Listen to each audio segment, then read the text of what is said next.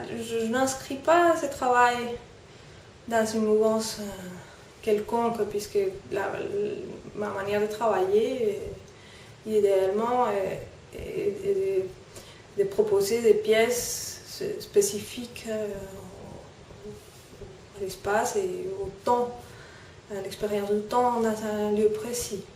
Puisque je viens d'une formation cinématographique, c'est donc l'image en mouvement mon médium privilégié, mais probablement pas exclusif.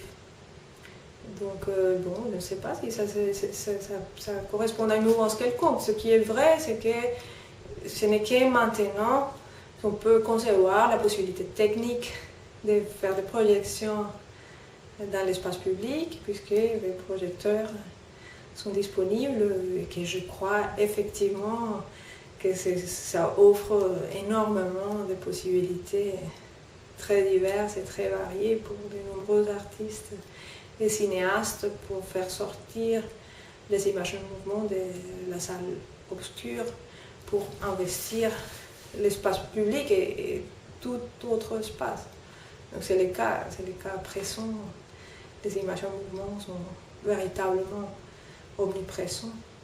Est-ce qu'on veut que ce soit le cas, qu'elles soient effectivement partout? Ça, c'est encore une autre question.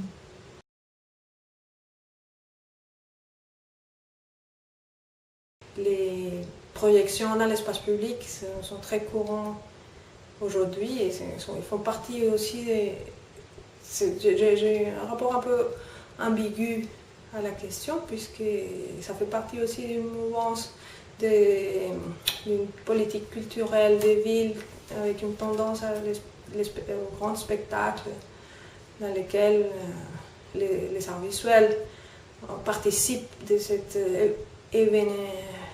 tendance à l'événementiel, qui est une tendance à la fois du monde du commerce et du monde de l'art.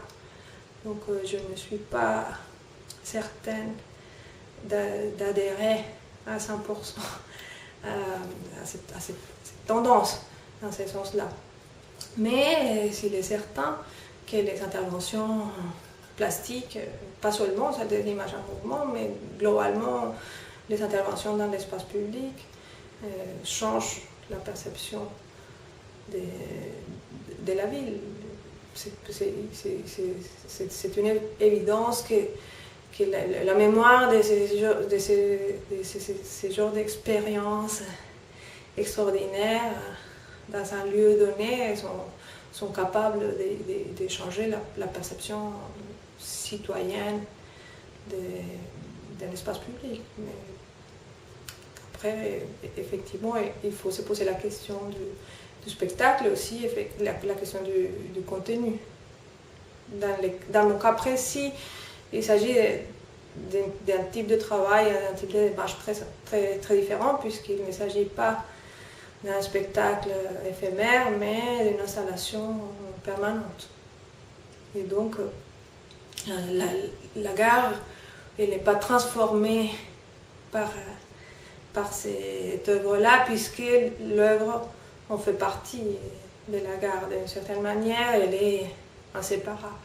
Bien que techniquement, on puisse évidemment l'étendre à un moment donné.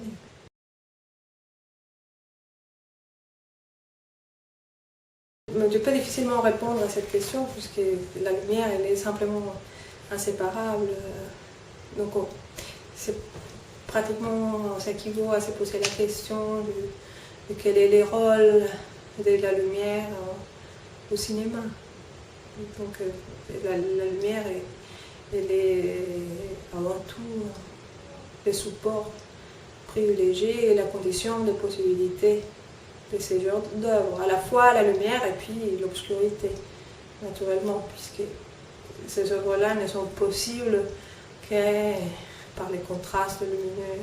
Donc dans la ville, effectivement, il faut attendre, pour l'instant, ça peut changer, mais pour l'instant, il faut attendre la nuit pour que les projections lumineuses soient révélées et bien visibles. Dans le cas de la gare de train, c'est à condition de cette absence des véritables fenêtres de lumière du jour que l'œuvre est possible.